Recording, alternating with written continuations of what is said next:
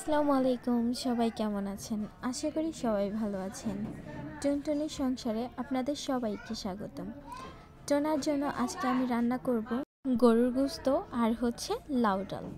এই তো আমি প্রথমেই লাউয়ের জন্য লাউ ডালের জন্য ডালগুলো আগে একটু সিদ্ধ করে নিছি।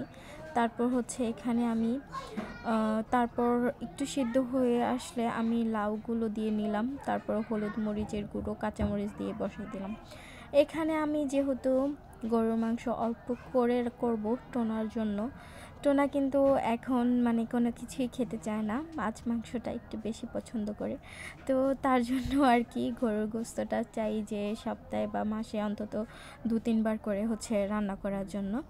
এই তো আমি আজকে মাংসগুলাই হলো গরম পানি দিয়ে ভালো করে ধুয়ে নিছি। আর এখন আমি এতে হলুদ মরিচ আদা রসুন বাটা, তারপর লবণ, তারপর দারুচিনিগুলো সবগুলো একসাথে দিয়ে কাঁচামরিচ, তারপর এই তো তেল দিয়ে নিলাম। তারপর গরুর মাংসর যে মশলাটা ছিল সেটাও দিয়ে ফেলছি। এখন ভালো করে এটাকে মথে নিতেছিলাম, ম্যারিনেট করে নিতেছি। এই তো তো হলুদের পরিমাণটা একটু কম লাগতেছিল, তার জন্য আবার হলুদ দিয়ে নিলাম। আর সামান্য একটা টমেটো দিব। এই তো টমেটো দিয়ে এখন আমি এটাকে কিছুক্ষণ রেখে দিব ডেকে, যাতে মশলাগুলো এর গায়ে লেগে যায়। আর হ্যাঁ, কিছু কিছু পাবলিক থাকবে যারা আপনার সংসারে আগুন লাগানোর চেষ্টা করবে, রীতিমতো ঝগড়া লাগানোর চেষ্টা করবে। তো ওদের থেকে একটু দূরে থাকা খুব বেশি প্রয়োজন।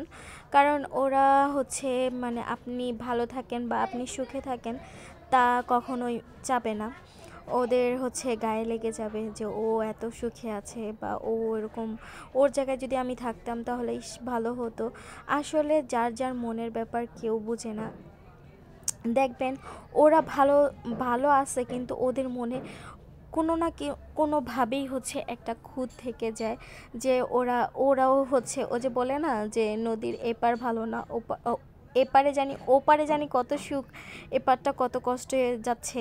কিন্তু ওপারে যেয়ে দেখেন যে ওর পরিস্থিতিতে থাকেন, তাহলে বুঝতে পারবেন যে ওর দিনগুলো কিভাবে যাচ্ছে বা ওর কিভাবে কাটছে এই সময়গুলো। তো যার যার পরিস্থিতি সবার সামলে নেওয়া উচিত। তো যার যার অবস্থান থেকে তার তার শুকরিয়া আদায় করা অনেক বেশি জরুরি। কারণ এতে আল্লাহ তাআলাও খুশি হয়। এখন আপনার কষ্ট হচ্ছে, কিন্তু পরবর্তীতে সময় দেখবেন যে আল্লাহ তাআলা আপনার ভাগ্যে এত পরিমাণ সুখ রাখছে যা আপনি কল্পনাও করতে পারবেন না।